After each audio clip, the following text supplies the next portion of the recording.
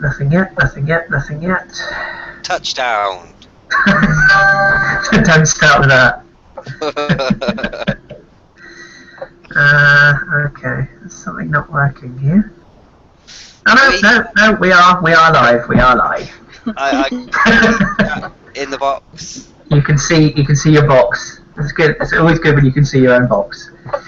Right, okay, so we are live. We'll just wait for some people to arrive, hopefully. Hello, all the people. There we go. Gregory Lishniak. Good job, Danny's not here. Daniel Cronin, he's there. So there's two already. Any more? I can see you. You poor bastard. Right, okay. We've got anybody else dropping into the chat box. Just Gregory and Daniel at the moment. Anybody else? Hello, Gregory, and hello, Daniel. Hello. Come on, people. Oh, there's Antwand. There he is. And we've got Ray. Sorry, what's that?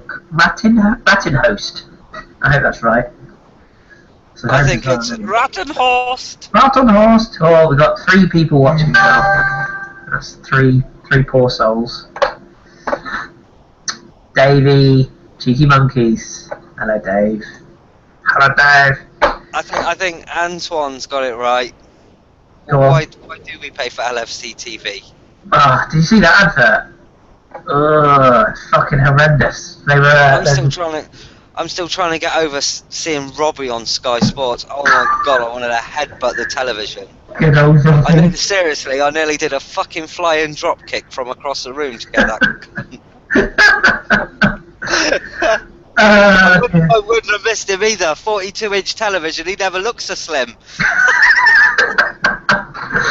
We've got a few more people. We've got Vikas here. Antoine. Oh, that's brilliant. Chris, you're one sexy full homo. Brilliant. Thank you very much. Carl Walker. King. 1, 2, 2, 2, 3. Hi. 21 people. Right, that's enough people for us to get this show on the road. So let's do this, shiz. My name is Chris, as you'll probably be aware. I'm the hideous one on the webcam. Hello. I'm joined tonight by the host with the most, Mr. Gimli. Hello, Mr. Gimli. It's nice to be able to pass duties and shirk responsibilities for an evening. It is nice, isn't it? Nice being a guest. I'm going to say I'm going to be just as much of a bitch as you and Jason Davis are most weeks on the pod. Oh God! Don't bring that man is dead to me. Don't bring him up. I thought you were married. Well, Carpenter Davis. Well, more to come on that. We might be divorced before we're married. So I'm not married to a man. not yet. Give it time. We're also joined by your better half, Mr. Gimli. Good evening to you, Kate. Good evening, Mr. Carpenter Davies. Are you well? I'm good, thank you. How are you? Good. Well, yeah. I'm alright. I feel a bit. I don't know what the word is. Gutted? That's probably the best word, isn't it? Empty. Deflated. Yeah, deflated. Let's start at the top then. So, initial thoughts. Let's start with you, Kate. Well, I didn't see the first half because I was at work. Got home for the second half. Obviously, I didn't miss much with no goals. The one stat that stood out for me, and I'd said it to Guillaume at the end of the match, when it was near the end of the match, he said Arsenal have had 7 shots and 6 shots, 4 against Newcastle and 2 tonight, and each one of them has been on target. But it's kind of like, so we've only had 6 shots, all of which have been on target. That's really poor. Yeah, it was. And the way we'll just fill you in. In fact, I'll come to you again on the first half. It wasn't great, was it, that first half? I just think it was the lack of it's not being able to start off the game. It seems to me that they never really got going.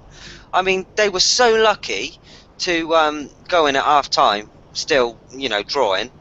I just don't get what was wrong with them. They just didn't have anything really, did they? No, it was the passing was poor, the closing down was poor. There was a point halfway through the second half where I think the manager clearly decided that change needed to happen. We needed to change the formation, and it looked to me like we went 4-4-2. Certainly, Sky seemed to think we did, and we sort of dropped to that more rigid 4-4-2, and we went man for man. But for the first 5 minutes, it was like the players were walking around going, "Well, I don't know where I'm playing," which was a real worry from my standpoint. But I was just amazed that when we went 1-0 down, I put in the WhatsApp group, we were 1-0 down with a minute before half time. I thought, well, that was predictable. To come in at 1-1, it felt like we won the game because it was the only real effort we had on target. It was. I mean, the whole tactical performance, and just, whether that's down to the players or whether that's down to Arsene Wenger, I'm sure I'll have lots of people in the chat box now saying, it's Arsene Wenger's fault, which I can't really see past him, to be honest with you. But they never set up right. The performance was. I suppose they got their fingers out their asses in the second half, but apart from that, you do feel deflated on the final whistle. I mean, I don't understand why they couldn't hold on for the win. But then again, I turned around to Kate and I said at the time, I actually fear for this Arsenal defence. I have no faith in them whatsoever, and I don't even know why that is. Maybe because they've been shit for most of the season. It's probably got something to do with it. Kate, go on. Sorry, I was going to say, he did actually say at one point when we were 2-1 up.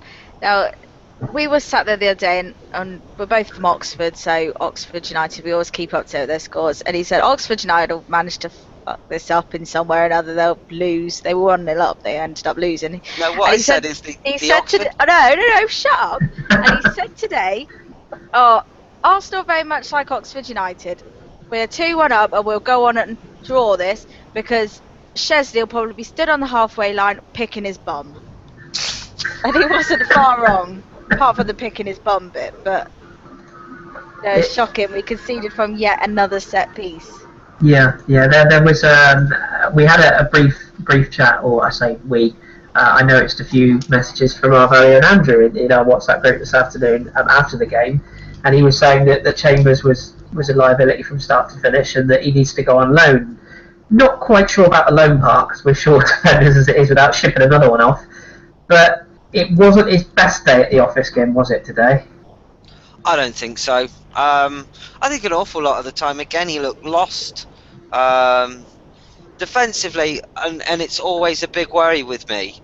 He's a very hands-on defender. He's got his arms all over players, and in today's game you just can't do that because it's going to be pulled up. Personally, I worry when he's got a yellow card. I really do worry that it doesn't affect his game. Playing with that yellow card doesn't affect his game at all. He's not, I've got to be a bit careful here. He's still got his arms all over players, and we've already seen this season he can be a liability in those situations. I think he's a fantastic player. I think he's got a fantastic future at Arsenal coming up, and I think you will be able in 10 years, 15 years, put him in the same bracket as Tony Adams. I do rate him that highly. However, at the moment he's still a little bit raw. You can see maybe 2 or 3 games. I remember Gav said on the podcast a few months back that Chambers is good, but he's got mistakes in him. Very much like I would presume. Well, I say presume. I would call him probably a little better of a Carl Jenkinson type player at this moment in time. He's defensively better Carl Jenkinson, but the whole tackling part of his game, he's definitely got mistakes in him. Yeah, I think those are all completely fair words, and I agree with you. I think he will get better. I think we have to sort of stick by him and sort of ride this wave because he is going to make mistakes. But some people would say, well, if you pick a player of that inexperience and you put him in at the top level, then you're going to get performances like this. So some people will blame the manager for having him in there. Some people will blame his inexperience or just on his mistakes. But people have to remember he's a young lad, and he will get better. There's no doubt about that. We'll go through a couple of the key moments in the game. Obviously, the start of the game saw us pretty much on the back foot, pretty much from the off, really. Most of the action was down at our end. We looked flat in possession. We didn't seem to track runners. It was a pretty lifeless display. And then a minute before half time, it all sort of kicked off. It was almost like like the Arsenal UK was at work and they thought they saved it all till the end of the first half, beginning of the second. We went 1-0 down. My concern with the Coutinho goal, whilst it was a good finish and a good bit of control to get him into that position, we gave the ball away. We then didn't press to get it back, and he was afforded an awful lot amount of space to tuck that away. Okay, this is something we've seen before this season, isn't it? Do you think that the players are instructed to sit off? Would you like to see more of a challenge pressing the shot there? I'd like to see them making the most of what they can do. They're not... Me and Matt Gim had an argument, well, not so much an argument, but he said about why did Santi take that shot? But we've criticised them so many times for not taking shots when they should take them.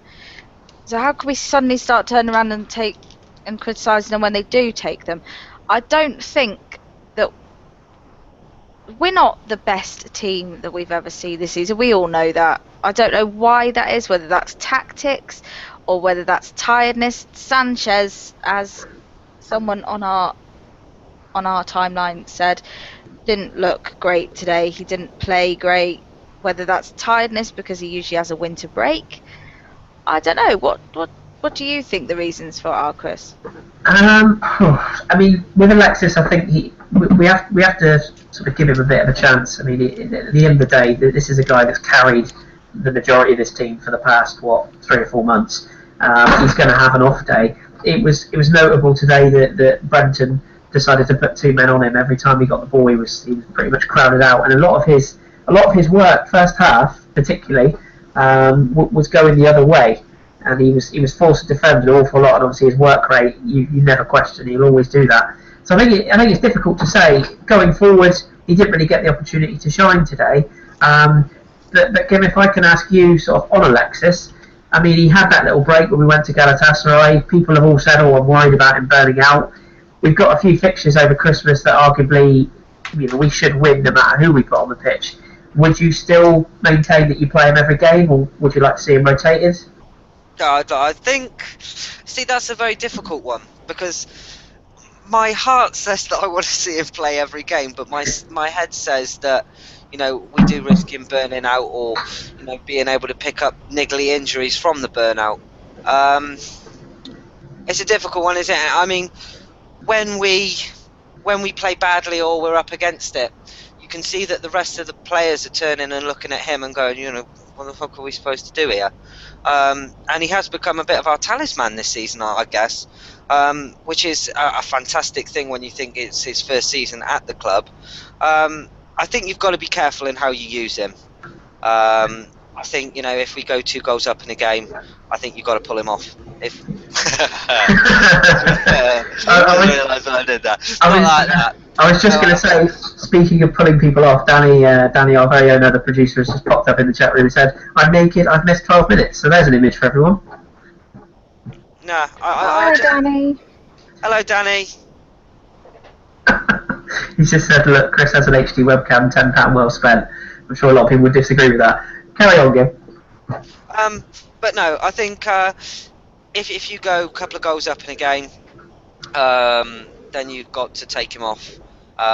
You've got to use him over the Christmas period sparingly, so we can go into the new year with at least near fully fit Alexis Sanchez, because he's just that important for us.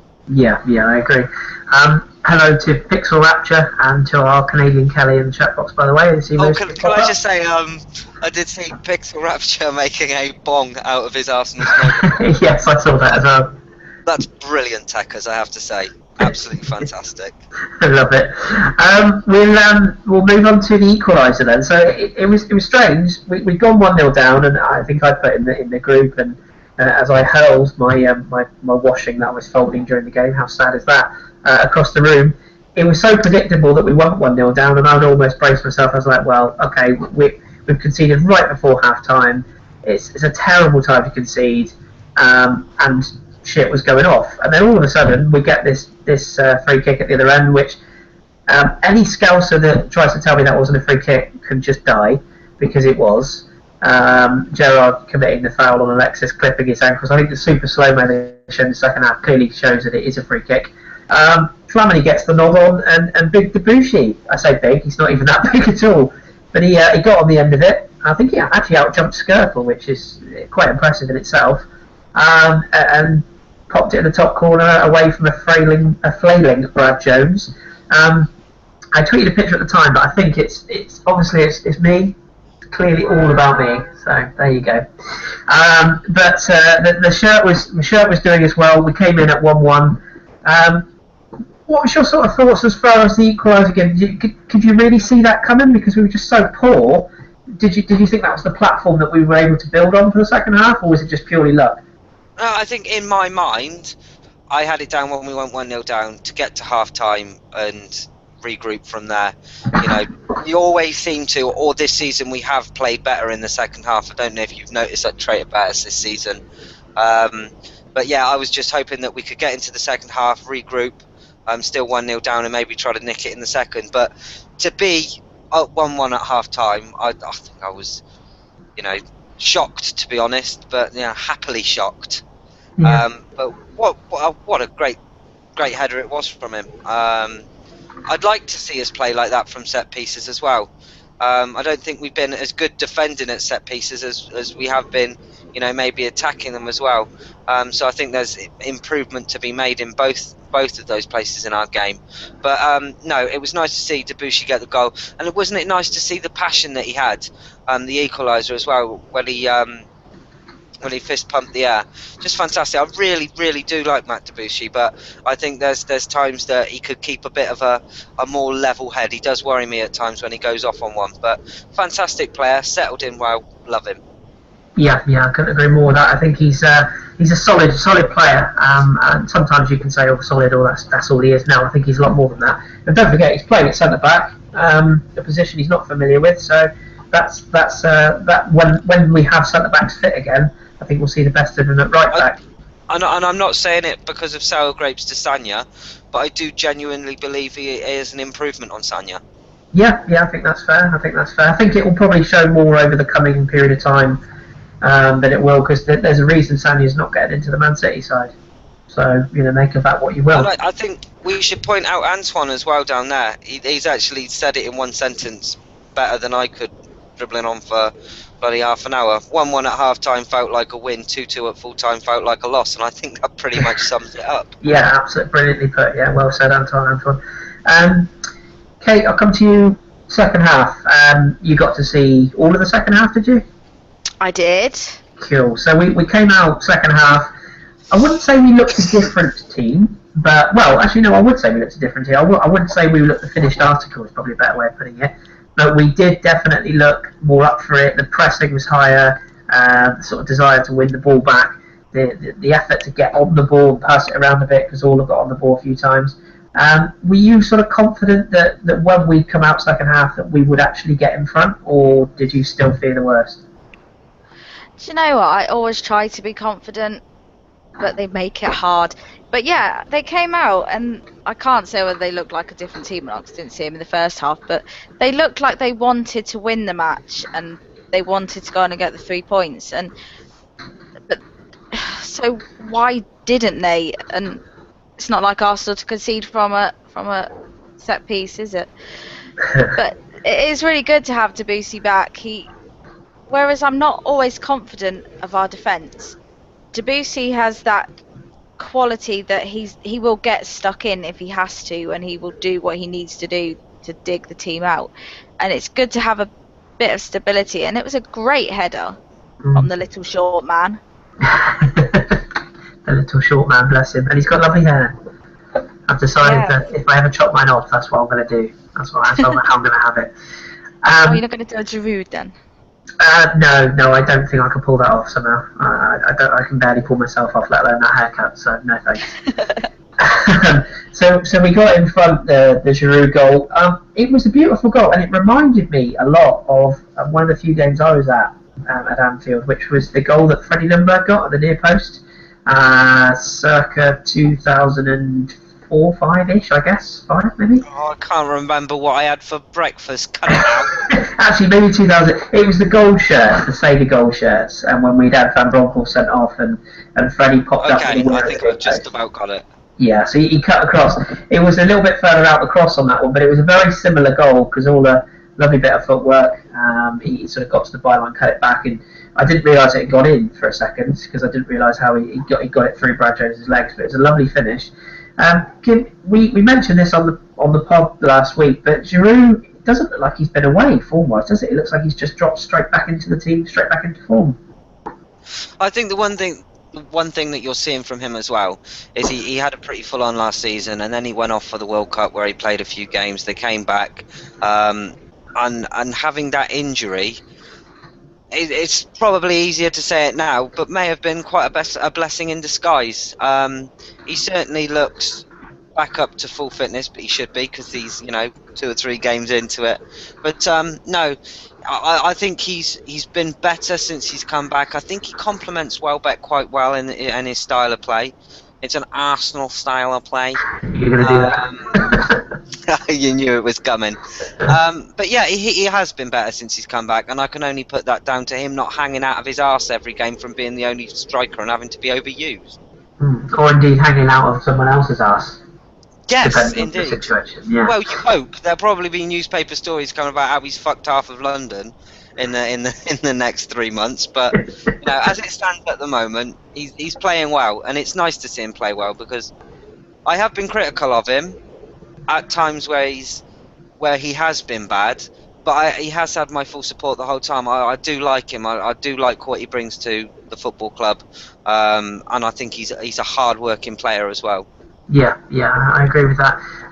Kate, once we got in front in the game, we seemed to go through sort of a bit of a period of time where we looked, I wouldn't say comfortable, but we seemed to be in control of the ball, we seemed to be in control of possession, we seemed to have that little bit of sort of, what's the word, spirit about us again. Things seemed to be clicking back into place.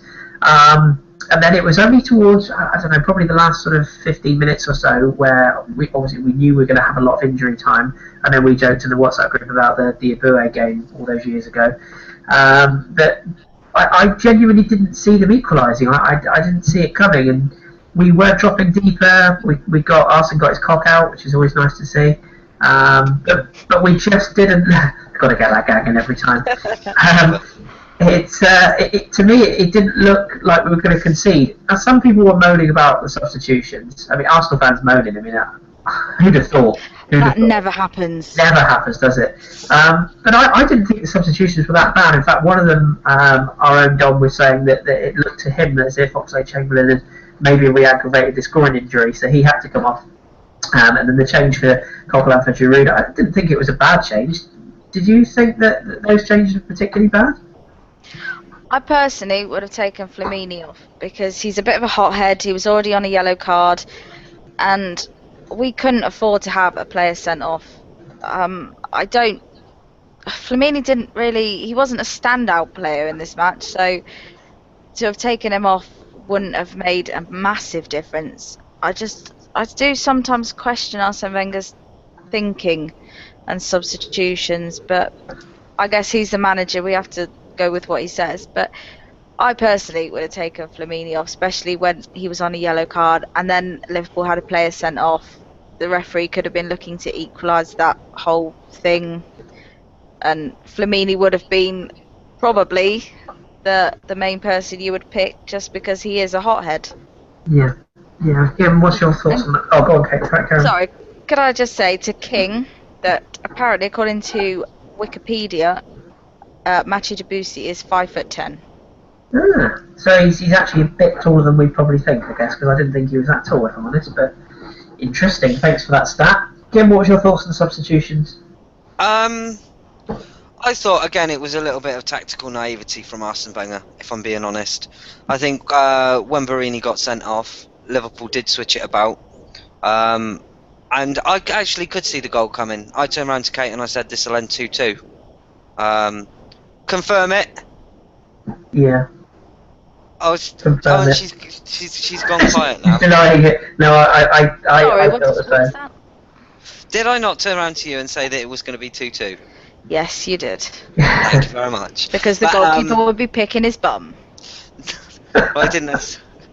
I did. Yeah, no, I did say that. But anyway, no, but I think they switched their formation about, and to be honest with you, I don't think we adapted to suit that. I think it was just pretty much chuck Monreal on, defend for your life, and I don't think that's necessarily the best way to go.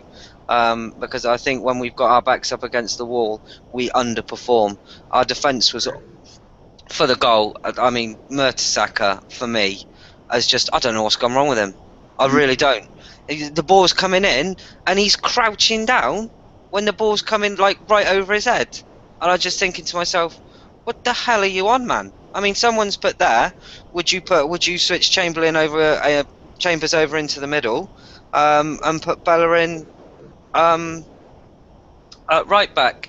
And I think at this very moment in time I would, because I really don't know, or I'm struggling to say what has gone wrong with Mertesacker. He is absolute shit at the moment. I'll tell you if you like, Koscielny. Go on. Lauren Koscielny, that's what it is. I think when Mertesacker doesn't have Cos next to him, he doesn't seem to have the authority. He doesn't know whether to come to meet balls or whether to sit. That sounds wrong. He doesn't know whether to come to attack the aerial balls. That's even more wrong.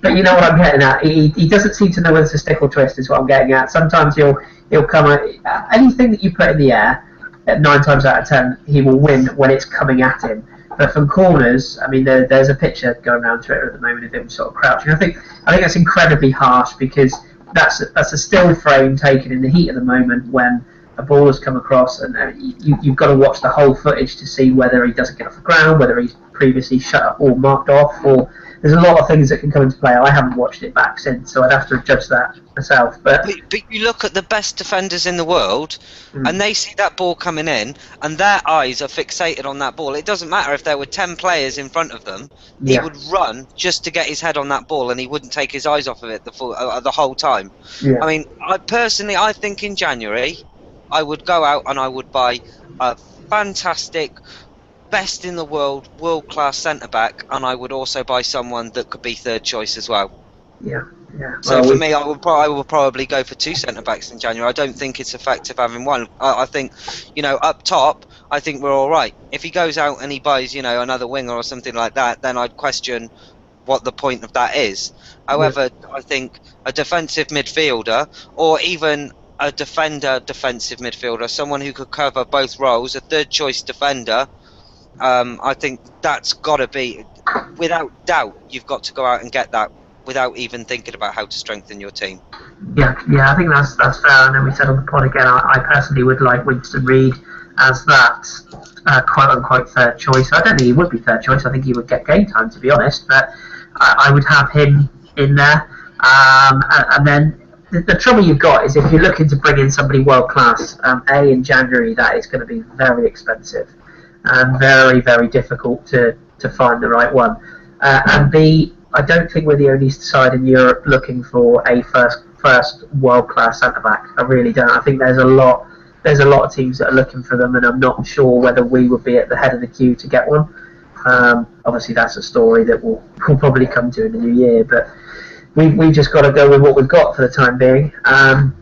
With Mertesacker, I think the Koscielny injury, the manager's already said that he has to go and strengthen because he can't rely on Koscielny's fitness, and we have to go and strengthen. But while we've got Mertesacker there, I just think we have to be a bit more street smart. That period of the game, I don't even know why we're defending that deep in the first place to concede that corner. We brought on Joel Campbell, who, whatever people think of him, is very quick. Why are we not putting the ball down the line and getting into the corners? Why are we not releasing our forwards and trying to take the game back to Liverpool? We're in front of the game. They're the ones that need the ball, particularly when they went down to 10 men. And I know people are saying, oh, how have we conceded a goal to 10 men? It's completely irrelevant when it's a corner, because you never send all of your players up for a corner unless you're at last chance saloon, and that was what they were. So we could have had 11, we could have had 14 in there. Quick one for you though, Chris. Had Giroud been on the field, would we still have conceded that goal? Well, that's the one, isn't it? I mean, it's tough to say because Skirtle is very good in the air. I'll throw the question back at you. Would Giroud have been the one marking Skirtle?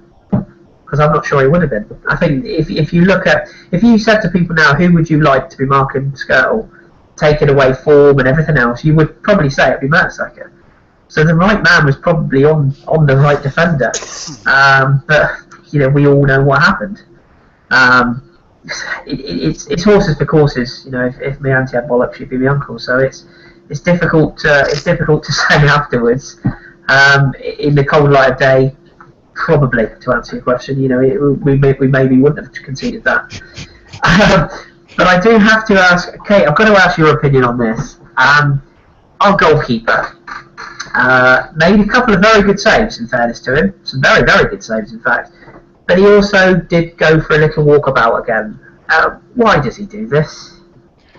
I don't think anyone can answer that, can they? It's like he gets bored and has to go for a wander round just to see what someone else is doing and see if the grass is greener on the other side of the line. I don't really know why he does it, and he does it in major positions as well when something is going on that we can concede a goal. And you're never 100%. When David Seaman was goalkeeper, I was always 100% confident with him, with his performance, with what he did. And although I know you can't compare Szczesny to David Seaman, I'm never 100% confident with him, no matter if he's been on form for the last 5 matches or if he's lost the last 5 matches. I never have 100% confidence in him as a goalkeeper. Maybe a lot of that is because of the defence in front of him being weak as well. I don't know. Can you answer why he goes walkabouts? I'll put the question to your other half. What do you reckon, Jim? I don't know. I've personally, with Szczesny, I've never ever had a problem with his shot stopping ability or his kicking or anything like that. The only thing I have wrong with is decisions. Because sometimes he just totally makes the wrong decisions. I mean, look against Man United. I mean, what the hell was he doing there? I think he's a fantastic goalkeeper. Obviously, he's a fantastic goalkeeper. But I think someone needs to sit there and teach him when he needs to rush forward, when he needs to come out, when he needs to stay on the line, when he needs to make himself big. His decision making is absolutely appalling. But do you think? He reminds me of? He reminds me a bit of Fabian Barthez in the Man United years. That's who he reminds me of. Fucking fantastic goalkeeper who, if you shot anything at him, 9 times out of 10 he'd save it. But if you put him in a one-on-one situation or a time when it's a bit on top, it's like something in his head goes, do you know what? I'm going to be a complete prick here, or I'm going to do the wrong thing, and just ends up about half a mile away from the goal. Yeah. I'm wondering if, looking back at our goalkeepers, excluding Big Dave, who was there before the Arsene Wenger era, if you look at the keepers we've had, they all do this. I think back to Jens Lehmann against Dynamo Kiev all those years ago when he came racing out and conceded. I think of Almunia, enough said, bless him. Fabianski was caught going walkabout. I'm wondering if this is maybe the way that the goalkeepers are being coached to come and intercept. Everyone says about Manuel Neuer. I personally don't rate Manuel Neuer half as highly as everyone else does. I think obviously he's world class, but I think again you'd be world class if you played for Bayern Munich. I think he's very good, but if I support Bayern Munich, I don't want my goalkeeper doing keep ups and running around on the edge of the centre circle, sweeping up behind. I want my goalkeeper in his goal doing what he's paid for. That being said, if Szczesny does the right thing, which he did do several times today, where he'll come for a cross early, I think Gary Neville made the point in the English commentary over here that he said he takes up a quote aggressive starting position, and I like that because it does make your defenders aware that the goalkeeper is coming for the ball. But that through ball, and let's not forget as well, he got away with a handball in that as well. He could easily have been off, and with 20 minutes to go, I don't think we've even got a point today. But we'll move on from the Shez. I want to talk a bit of Koch because he's a guy that's been out in the wilderness on loan at Charlton, on loan at Freiburg last year, and he's almost come back out of necessity at this point in time. I thought he did all right today. When he came on, his aggression is decent. He's a bit of a whippersnapper. The question I'll put to you, and I'll ask you on this one, Kate, would he really do any worse than Flamini does in that position at the moment? I think he's young. Well, obviously he's younger than Flamini, so he's going to have more more pace, maybe. Flamini's not the fastest player in the world, is he? And he's slowed down since he's got older. Coquelin, I think he's one for the future. I don't think he's the finished article as of yet. He's been one for the future for the last 10 years. He's not that old. He's 24, is he? 25? I'll look it up, carry on. For me, it seems like he's been around for about a decade, though, doesn't it? I've never really rated him, however, I don't think he did too badly today. And I think we can look for an improvement on Flamini and Arteta. He's actually 23, but we signed him in 2008, so what would that make him? That would have made him, what, 16 when we brought him in? Maybe he's just stunk out the club so much, it just seems like he's been there for longer. I mean, he's got, I know our other Jeff, Chief Blogger, shout out to Chief Blogger there, he said in the WhatsApp group at the time that he didn't really do very well on loan at Freiburg last year when he went to play in the Bundesliga. And there's a few circumstances which led to that. He was being played as a left winger in Germany, which is definitely not his position, and he fell out with the coach as well, and then pretty much didn't play. So he came back this summer in pre-season as almost a fresh body, but he played against Southampton in the Carling Cup, was man of the match at fullback. So I don't think he's a player that we should be looking to get rid of necessarily. Don't get me wrong, I'm not sure he's first team quality, but looking at what Flamini does at the moment, I'm not sure. Would he really do any worse in that position? He's athletic, he's quite quick over the ground, he's strong in the tackle, probably a little bit too snappy at times, but isn't that what we've all been crying out for? Somebody to put their foot in. Yeah, no, you're right. That would be my only thought on him. I say I'm not saying he's the second coming of Jesus, but he wouldn't do a bad job. I did see you were there today, Chris. Yes. You were holding a banner saying that you had Brendan Rodgers back. How nice of you. Yeah, I got Brendan Rodgers back. I've got Brendan Rodgers back, and I'll hold him down and stab him profusely in it. I was going to say you got Brendan Rodgers back and a knife in one hand. Absolutely. He's a twat, isn't he, that bloke? Let's be honest. He is a twat. What's wrong with his lips? He's got What's wrong with his face? Because I reckon he's had the Phil Brown treatment. I think he's had the work done. I'm convinced. He just looks like a puppet, doesn't he? He used to play football from the town that I was from. I used to grow up. I grew up in a town called Whitney, which is just south of Oxford. And he played football for Whitney Town. I'd never actually realised that until I looked at his. He managed them, didn't he? No, he played for Whitney Town. Oh, wouldn't shout about either, to be honest. Jesus. He's still a cunt. No, I didn't. I think the weird thing is if we sort of sum the game up as a whole. I mean, if somebody had said to me last night, well, actually, okay, what was my prediction for the game today? I seem to remember it was 2-2. 2-2, I think. Yeah. Yeah. So yeah. Didn't get the scorer though. No, I've got to get one right every once in a while. But it, honestly, if you'd have said to me last night, would you take a 2-2? I genuinely would have, just purely because of last year. I was scared shitless, and I just thought, I mean, okay, yeah, it's not the same Liverpool, etc., but I just thought, if we turn up like we did at Stoke or whatnot, I'm just worried. But at 2-1 up with that period of time to defend it, like Kim said at the outset, it genuinely feels a bit like a kick in the bollocks, and it feels a little bit like a defeat. And we go on next to the Boxing Day game at QPR. Now, surely, and Kate, I'll ask you on this one, surely there's room for rotation in that game, even if we rotate heavily. Surely we'll beat QPR at home, won't we? I think he's got to, but then have we got the depth for him to rotate to that extent? He needs to. But what players would you swap in for whom? But we've got Theo Walcott on the bench, haven't we? He was back today. Why wasn't he? Oh God, I can't get my words out. It's been a long day. Why wasn't he used? I think from I think from what Don was saying on the pod the other night, he's had quite a long layoff, and I think they mentioned it in commentary as well. I think he's going to be eased back gently, so he'll probably get maybe 20 minutes in the next game, then maybe 30 the next. And I don't think we'll see him properly used until the new year, to be honest.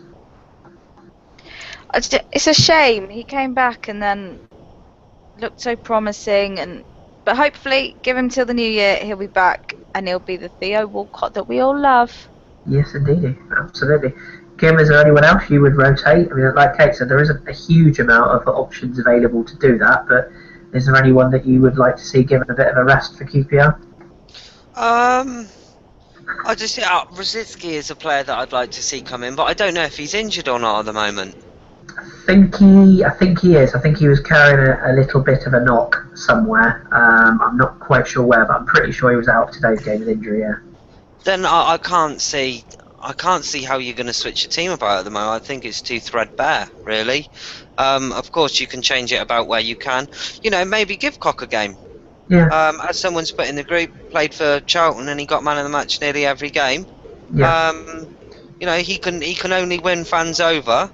So give him a chance. Yeah. And Carl Walker has also put in the chat box there. Podolski, the QPR game, and that's a change that I would be personally. Yeah, I'll go with that. I'll give Poldy some game time because I think when we've seen him play this season, he has been hit and miss, but he scored goals even if he's been missed. Yeah. So, and there was a stat, wasn't there, about QPR that all of their they've how many points they got? 17 points.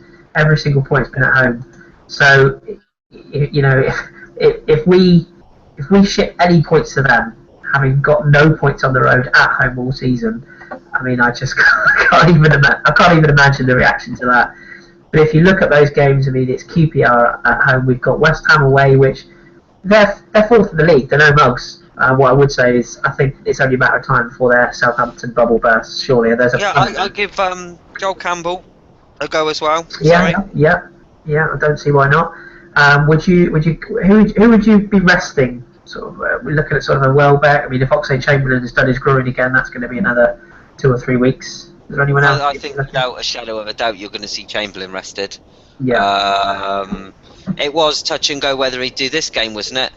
But I think. Yeah, it was. Yeah. But yeah, Chamberlain. I'd probably see Alexis. I'd like to see Alexis have a week off from it as well. No, I wouldn't like to see it, but I think it'd be good for him. Yeah. I would play Giroud. I would. What's Sanogo doing? Is he injured still, or is he? No, there's talk of him being shipped out in January on loan to DFS possibly to strengthen him up. But no, he's going to be sent on loan from what we can gather. Which usually, when the manager decides that a player is not useful, he generally doesn't get seen again until he's come back off loan. So I don't think he'll be an option. But then, who knows? The options up front really are Welbeck or Giroud, aren't they? Because I don't think he's ever going to play Podolski or Campbell through the middle. I think he'll play them wide. Unless, of course, he decides to put Theo Walcott through the middle, which, weirdly, didn't he play through the middle against QPR last year? I seem to remember. Maybe. You might be right there, yes. Poor memory. But I think moving forward, I'll tell you actually one thing we should address. And I hate addressing it because it really pisses me off. But it took precisely about 2 minutes for the wonderful Arsenal supporting Twitter folk to jump onto to Twitter after the game and call people, the manager and various other people names. I mean, how much longer does this carry on? I mean, it's a point away at Anfield. Okay, it's a poor Liverpool side, but it's a point away from home. We haven't been beaten. Given what we sort of witnessed the first half, we came out with a point. Is there really anything that will make Arsenal fans happy, or certain Arsenal fans happy? I should caveat that. No.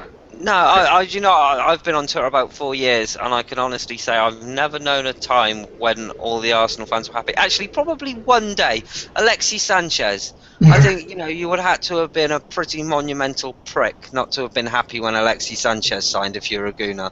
Yeah. But apart from that, there's always something wrong, isn't there? I mean, I do it because I go on and I'll moan.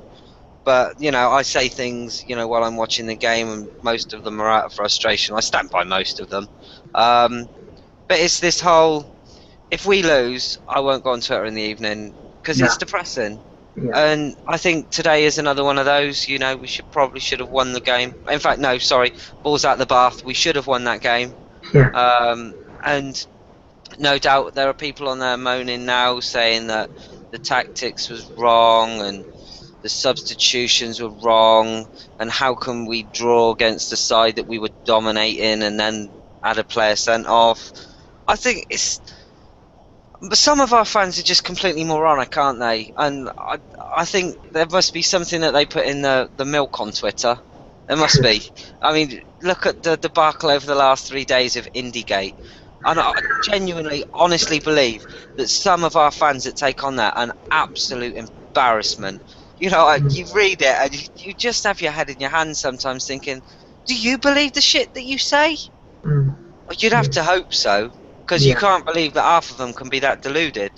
Yeah, I think maybe the only safe way to go on Twitter after an Arsenal game is pretending to be someone else. So we'll move on.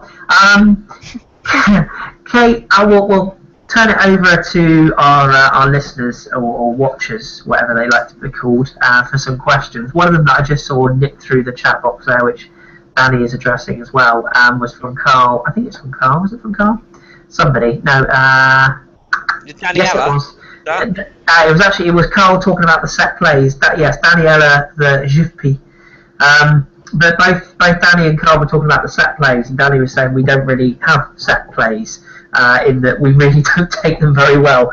I was listening to the Arscast Extra the other day, and somebody put a question in. They said about, is it the fact that when we take corners at the Emirates, they're taken, there's like a sort of like a slope almost where they take the corners from, and I thought, oh, maybe there's something in that. Maybe we're not getting the trajectory on the ball. But then I watched the corners we took today, and the first man every time. And these are corners from Alexis and from Cazorla, players that are probably our two most technically gifted players. Kate, is there something that we're doing deliberately, or we just crap at corners? I mean, how would you change that? Would you like to see different players on them? Yes, change. Lexi should be in the middle. He should be in attacking the goal when the corners are taken. Are we not practicing them at training or something? Because we're really shit at them, and we can't defend them. We can't score from them. What can Arsenal as a club actually do with set pieces and corners and everything? It's frustrating to watch. Do you think the players actually get as frustrated as the fans do while they're watching what goes on? It's just hard to say, isn't it? It's hard to say. I mean, I don't know. If you think back to the days of the George Graham days where we used to be a threat at every set piece, and now it's almost gone completely the opposite way. Same with free kicks as well. Very rarely seem to get one on target. Kim, have you got anything to add on the set plays, or what you'd like to see changed? Would you like to see us play them short, maybe, and change the trajectory of them? I believe it's got to be something within our players that's the problem, because you've got to look at it. Other clubs come to the Emirates and they don't have any problems with corners and set pieces and whatnot. Other than that, I would probably build a 2-inch soil turfed area around the corner flag for the groundsman when we've got a corner, and when the other team come along, and just get him to run his fork over it or just spade it away. Other than that, no. But no, I'm being a tit. The real point that I was trying to make is, every other club comes to the Emirates and they don't seem to have any problems with corners there. So why should we? If it's a problem, and we are playing, our games at that ground, then why shouldn't we be addressing it by learning to take corners in the same kind of scenario at the training centre or the training field? Other than that, I don't really think that there's a lot else I can put to that. The strange thing is, as well, of course, is that we had a player who came to train with us for a couple of seasons. You might remember him. He was called David Beckham, arguably the best deliverer of a dead ball, basically in the history of modern day football. I can't think of any better at delivering a set piece, whether it be a free kick or a corner. You would have thought that maybe if there was ever any training done, surely he would have been the one to learn off of, but apparently not. So maybe we just aren't training in them. Well, no, it's worrying, isn't it? Definitely. Yeah, it's probably at the back of the list for the things that worry me about Arsenal, in truth. But it's a worry nonetheless. We should also just very briefly cover we mentioned it the other night about what Don was saying about the injury situation and whatnot. We've got these couple of games, and then we get into what we call silly season. I'm sure we'll do another hilarious transfer deadline day pod at some point in January on the last day. But I'll ask you both. You're allowed 2 players in January, and I only think we'll get 1, but you're allowed 2. Who would you go for and why? I'll ask Kate first. What was that? Sorry, I wasn't listening. How Could you dare please you? repeat the question? No, I was Yeah. watching one of my fishes in the tank that's being pulled apart by one of the other fishes. Oh, lovely. But carry on. Live mutiny on the pod tonight. I was just going to say, of the transfer window that's coming up when we get to January, you're allowed 2 players, realistic players, obviously. Who would you bring in and why? I would bring in. I think I'd probably go with your thing of Winston Reid, because from what I've seen of him, and now I didn't rate him as a player, but then I looked up on him because I figured, you have to give everyone a chance. From what I've seen of him, he could be a good addition to the squad. And I think he's quite realistic too. Yeah. And he's not a massive world superstar, is he, that we're going to try and fail to bring in. But can I have a Cavani as well? Because I would love to see a Cavani. I can't see it happening, and it's probably not realistic. But in an ideal world, they're my 2 players. Fair enough. Again, would you have anyone different? I'd have first of all, I'd have a Matt Hummels. I think we can get him at the right price.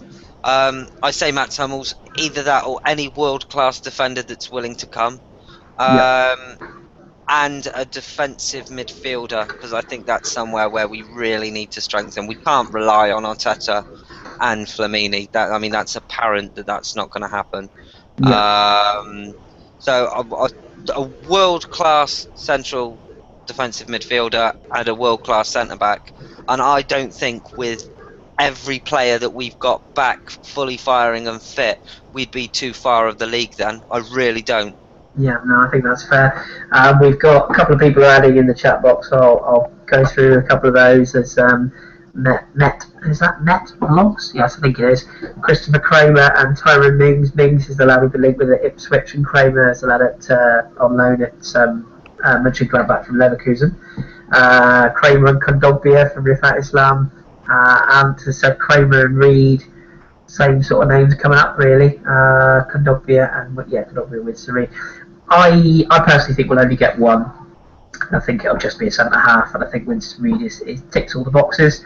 That being said, I think we said it on the pod the other night. It wouldn't be at all surprising if we brought in a French under-12 international and stuck him at right back or centre back and said off you go. So you can never second guess the manager. Someone else put Ian Bones, Subotic and Schneiderlin. Kim, did you see what happened to Dortmund again yesterday? No, I didn't. Drew 2-2, second bottom of the league. They drew. Sorry, they lost. They drew 2-2 the other night. They lost 2-1 yesterday to Werder Bremen, who were bottom of the league at the time. They're now second bottom going into the Christmas break in Germany. See, Danny raises a good point down there, and Villa on loan. I mean, a lot of people have said that he never left London Colney. He can't even get in the Inter side, and Inter are terrible. That's coming from an Inter fan. I'd try him out.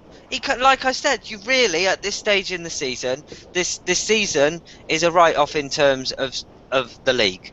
So you've got to try and get the best league position that you can possible.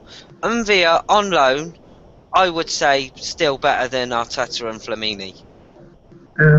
I can sort of see your point there. Isn't Lasada Diarra a free agent as well? Should we just go the whole hog and get him back as well? Oh no, I don't want him. I wouldn't be surprised. He's got a head like a bell end. He has, dolphin head.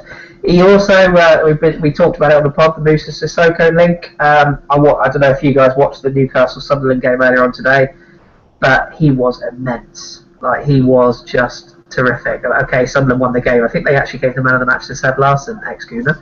But Sissoko was just unbelievably good. He was all over the pitch, tough in the tackle. He's actually a lot quicker than people realise as well. I'm starting to sort of warm to that idea. Did you see his performance this morning again? Did you watch that game? No, I didn't, because unfortunately I was asleep. However, I think as you've got to weigh it up, 10-15 million pounds for what he is, you would hope that, you know, he's going to go out and buy world class. I don't think Sissoko, long term for me, is the player that I want. I want someone better. Do you know what? And it's a decent shot. I wouldn't mind Schneiderlin at all. I wouldn't mind him, and I know we were close for him in the summer. And a lot of people, whether you choose to believe me or not, but you know as well, Chris, from, you know, having a bit of the inside scoop from doing the pod, that we were so very close to him in the summer. Yeah. And I'd like to think that maybe, you know, if we can try and resurrect that deal, you know, he said things about Southampton, he tweeted things, you know, I know he doesn't want to burn his bridges, he's back playing, but for every game that I see him play for Southampton, he's been fantastic. Yeah, he's Dom's favourite as well, isn't he? Dom gets weak at the knees every time we talk about him. Do you know what? And even another punt, Wanyama as well. He's a good player as well. I would possibly take him, but then again with Wanyama, I think you're barking down the Sissoko tree. Yeah, I think Sissoko's a bad player. Are you willing to have someone and pay £10 million for them to come in and do a job short term and maybe be back up next season? Yeah. Or are you just going to pay out the 25-30 million and buy someone that is absolutely dog's bollocks, will sit in your team for the next 10 years? Yeah, exactly. And that's the thing as well. You've got to look at. Danny made a good point as well there. Inter Milan are playing Lazio tonight, and Villa's not even in the squad. And are we really at the stage where we're looking to buy other players or other teams' cast-offs? I mean, I love Debussy to bits, but we bought him from Newcastle. I love Chambers, but we bought him from Southampton. You know, should we be actually elevating our targets and going, no, let's go after the big ones? Yeah, I think we should. I think we've got to show the ambition and go out for big players. I think regardless of whether it's January or whether it's in the summer, these players are available. Money will always turn heads. We've got money. We don't have to worry about that. You know, it's always been the case that we identify a player, we put in a bid that's 10-15 million below the asking price of what the team would sell them for happily, and then someone like a Chelsea or a Man City comes along, pays what they want, and then they steal them from under our nose. And I'm so sick of that whole kind of logic and the way that we do our business. I mean, it was refreshing to see a few seasons back when we went and got Cazorla and Giroud and Podolski, and we went out and we did that within like the first month of the window, and it was like, do you know what? We've got the players there, they're all together, they can start to gel as a unit, get to know each other, the styles of play, and the extra month that you get in training. Go out and do your business early. Identify your players now, find which ones you want, check the availability on them, because asking to see if they're available or asking to see what price that they'll go for is not tapping up a player. That's only showing interest, which at this point in the season isn't illegal. Show your interest, show your hand, bid what it takes, what the actual club want, and get it done early. It's not difficult. Yeah, I tend to agree with you. I think there's two points on that. One is that you're probably going into the territory of who's doing our negotiating again. You know, is the manager in charge of everything, and is he just not? You know, does he need to delegate that to someone else? And two, has anyone seen Dick Law? Because I haven't for a while, so I wonder what he's doing with his time. The most anonymous man at Arsenal. Yeah, absolutely, as well as the chairman, of course. There's a couple of other people put in the chat group, and again, we addressed this on Thursday, so if you haven't listened to Thursday's pod, please do. But a couple of people, Carl and King, 122223, said about Kabay. We mentioned him before. Yes, PSG do want rid of him, but again, I'm not sure. He's an upgrade on our sort of a central midfield option. He's an upgrade on an Arteta or on a Flamini, for example, but he's not the Schneiderlin type that we're looking at. And just on Schneiderlin, the fact that he stayed this season, do you not think it has a little bit of a whiff of Fabregas in his last season at Arsenal about it, where he sort of said, all right, you know what, I'll give you another season, and then next summer I'm off. Do you reckon that could be the way that's going? Yes, I do. Yeah. Obviously, right, I mean, you've got to look at it. If any Arsenal player put onto her, oh, that's it, I've had enough of the club, I want to go, I'm being held here against my will, fuck off then, mate. Yeah. You know what I mean? Even if that's Thierry Henry in his last season, go on, just go. We don't need you here. We don't need players that don't want to play for the team. We don't need players that aren't committed to the cause, that aren't going to give 110% every game. Yeah. You know, I mean, if he doesn't want to be there, let him go. They're going to pick up top money for him. He's not going to go for anywhere less than 20 million. You know, in terms of today, that's probably about going rate for him, even if I think that, you know, that may be a little bit steep. But I think that is going rate for his type of player. And I think what he would add to the team would be invaluable. He would do the difference that a £40 million player would make to the team. So I'd say if he's available, as I've said before, the money isn't a question. Get the boy, bring him in. He's Premier League ready, and that's a term that I hate, but it's true. He is Premier League ready. He knows the league. You know, he could be playing for Southampton one week, and the next week be playing for Arsenal and fit in comfortably to the team. Yeah. In my belief, and I think he is the man that probably should be top of, you know, most Gooners' Christmas list for January. Yeah, I can't disagree with any of that. I want to say hello to Solo Gunnar and Natasha Nunes as well. They've popped up in the chat box. They're both regulars in this parish. Kate, I'll just sort of come to you in summing up overall today then. So we come out of it with a point. We go again against QPR. I'm just going to give you the next 4 league fixtures, which are over the Christmas period. So QPR Boxing Day, West Ham away on the 28th. On the 1st, we're away at Southampton. Then we've got the FA Cup tie at Hull, and then we're at home to the Orcs on the 11th of January. Excluding the FA Cup tie, would you accept anything less than the 12 points from those 4 games?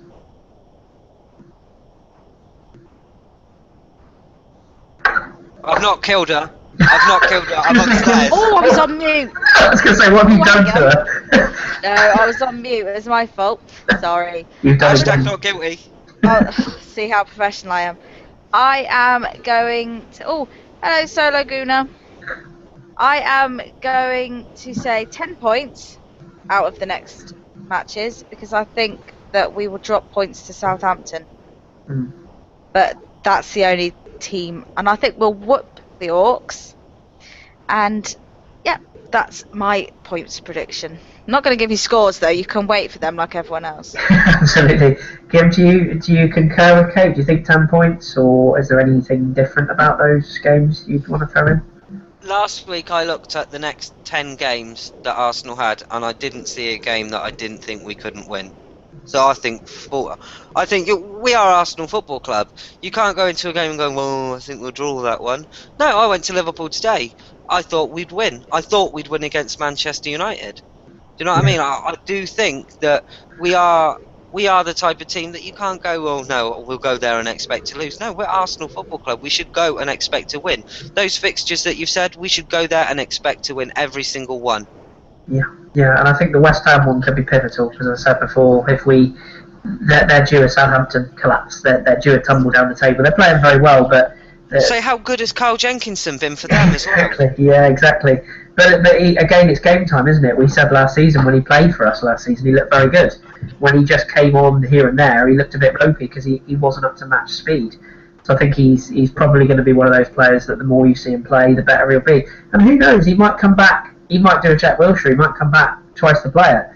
And if the only frustration with me with Jenko is that if we've ever needed somebody to cover centre half, look at his build. You know, he's tall, he's good in the air, he's athletic. He would have been the guy that arguably we could have used. So maybe that's a bollock drop there. The thing is though, Chris, you don't get to 4th or 5th in the league carrying a passenger, do you? Oh no, God no. And they got Stuart Downing in the team. Let's not forget that. Exactly. Well, so obviously you do get to that point in the league carrying a passenger. Absolutely. But from what I've seen, he has been a class above. You know, and I do think it's ironic. You know, we're crying out for defenders and our defending shit, and you've got someone who we considered not good enough going out and ripping up trees for a rival team. And look at the assist he provided for Andy Carroll last week with that cross as well. I mean, he's one of the best crossers of the ball at our club, in my opinion, and that's quite a thing to say. But ever since he's played, he gets in a really good cross, something most of our fullbacks seem not to be able to do. I think Debussy is quite a good deliverer of a cross, but obviously when he's playing at centre half, that's not going to happen. So maybe when we get Cos back, I say, but maybe, hopefully, please God, get Cos back. Maybe then we'll see a bit more delivery from the sides. But hey ho, I concur with both of you. I think we'll probably end up with 10 points. Weirdly though, I can see us beating both West Ham and Southampton away. I think it's the Stoke game at home, weirdly, that we might end up dropping a point or two. Not for any other reason other than it's Arsenal. And it's just the sort of thing that would be typically us, to go on a run and go and beat sort of teams away from home and then drop points at home to that lot. So I hope I'm wrong, but 12 out of 12 is achievable. We'll start to sort of wrap things up, if we will, because I'm sure we've all got things to do.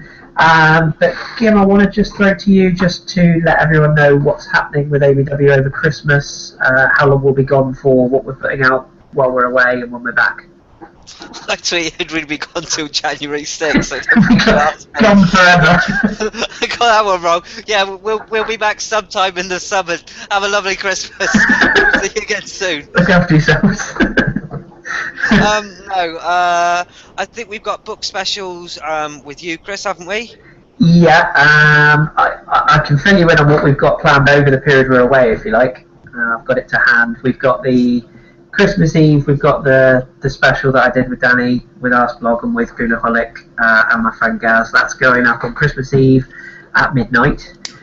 So once everyone's sick of Christmas, if they aren't already, then they can have a listen to that. We'll fill your stockings with a little bit of ABW at Christmas. Oh yes, and who wouldn't want that? So when the missus has pissed you off and she's burnt the sprouts and Christmas dinner is fucking rock hard, you can slink off to your spare room, put your phone on and have a listen to ABW. Absolutely. Merry Christmas. He's not speaking from experience there, by the way. I don't burn sprouts. Who would ever think that sprouts would come up on this podcast? Oh, look, Kate's a fantastic cook. Garlic chicken. Oh, it's the tits. Nom nom. I'm looking forward to Boxing Day and Boxing Day only, as I've well documentedly hate Christmas, but bar humbug. But it will be fun. The special we did was fun, even though Danny would hated editing it. It's worth it. So hopefully that one comes well.